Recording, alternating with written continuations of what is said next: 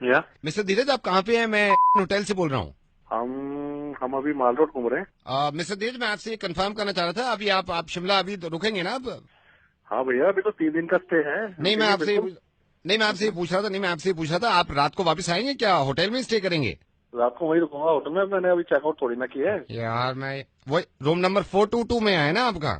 हाँ हाँ, 422 में ही हूँ। एक सेकंड रुकिए, इधर आ। सुन, अब वो कह रहे हैं रात में होटल में आकर रुकेंगे, क्यों नहीं तूने रजाइयां धोके रखी? Sorry sir. क्या नहीं, क्या क्या, क्या क्या हो गया? सॉरी? अब मैं उनसे बात करूं, उनसे लड़ूं मैं? हेलो। ये सर हाउस कीपिंग का बंदा है हमारे होटल का।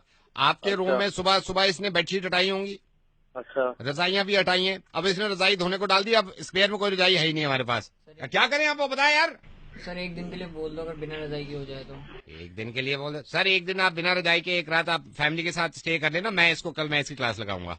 पागल हो गया क्या तुम? क्या घर में मारेगा क्या मैं? नहीं तो सर, एक रात की बात है, सिर्फ एक रात की बात है। ठंड भी तो देख कितनी हो रही है, एक रात की बात है, बिना रजाई के कैसे रुकेंगे? बस सर यहीं पे आप रुकिएगा प्लीज। क्या नाम है आपका? अरे मेरा नाम तो अपना बाद में बताऊंगा, तू कौन बोल रहा है? मेरा बोलना बहुत जरूरी है, आप सिर्फ सुनिएगा सर। मैं आपको अब क्लियरली बताता हूँ सर, मैं रेडियो मिर्ची से नवेद बोल रहा हूँ। ना मैं आपको परेशान करना चाह रहा था, ना मैं आपका ज्यादा वक्त लेना चाह रहा था। धीरज, आप सिर्फ 1 मिनट के लिए मेरी बात सुनिएगा, और मैं आपके जरिए कुछ हिंदुस्तान को ही नहीं बल्कि पूरी दुनिया को ही बताना चाह रहा हूँ। मैं लोगों को समझाने की कोशिश कर रहा था, तो सोचा कि कैसे समझाऊं, फिर मुझे पता चला कि आप हाल फिलहाल में शिमला में हैं, घूमने गए हुए हैं। शिमला के होटल के अंदर, जो कि रूम टेम्परेचर ज्यादा नहीं होता, वहां भी बिना रजाई के एक रात गुजार नहीं सकते हम। सोचिए जरा, एक रात के लिए अगर सोते हुए हमारे ऊपर से कोई लिहाफ खींच दे या रजाई हटा दे, तो कैसी बेचैनी से रात गुजरेगी। बौखला जाएंगे हम, पागल हो जाएंगे।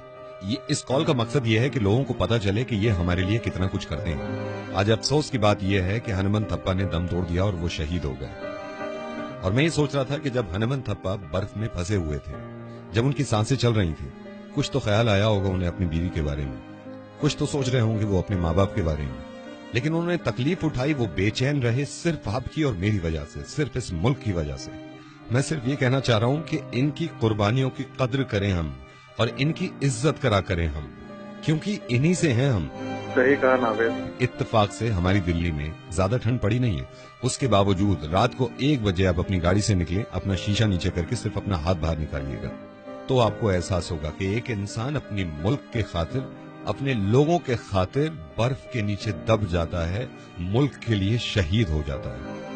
ये सोचिए जरा, आपके बच्चे अगर थोड़ी देर के लिए स्वेटर पहने बिना, जैकेट पहने बिना आंगन में निकल जाएं, कहीं बाहर सड़क पे चले जाएं, तो कितना घबरा जाते हैं हम, फौरन चिपटा लेते हैं कि ठंड है। जब तक हनुमंत थप्पा 6 दिन तक नहीं मिले थे, क्या गुजर रही होगी इनकी माँ पे, क्योंकि उनको मालूम था कि वो बर्फ में। और प्लीज, ये मेरी आपसे गुजारिश है, मैं इस तरह कहता नहीं हूं, कि इस मैसेज को आप दूसरों तक जरूर पहुंचाइएगा।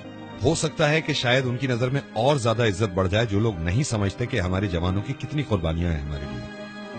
हम सब शुक्रगुजार हैं हनुमंत थप्पा के और बाकी उन सारे जवानों के जो अब भी ठंड में हमारी वजह से पहरा दे रहे हैं। और सलाम है उन माँ बापों को जो अपने बच्चों को आर्मी में भेजते हैं, अपनी वजह से नहीं, अपने मुल्क की वजह से। धीरज, बहुत बहुत शुक्रिया ये बात सुनने के लिए, और सिर्फ आपको ही नहीं सुनानी थी, अब जितने लोग ये सुन रहे हैं इन तक पहुंचानी थी, और आपकी जिम्मेदारी है कि आप दूसरों तक पहुंचाएं ये बात, प्लीज।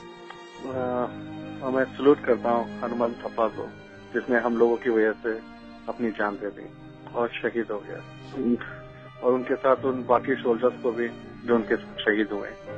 और बात खत्म करने से पहले ये मैंने कहीं पढ़ा और आपको बताना चाहता हूं मैं, कि तेरी सलामी में वो बर्फ भी आज पिघल गई होगी, जिसकी लाख कोशिशों के बाद भी तूने हथियार नहीं डाले।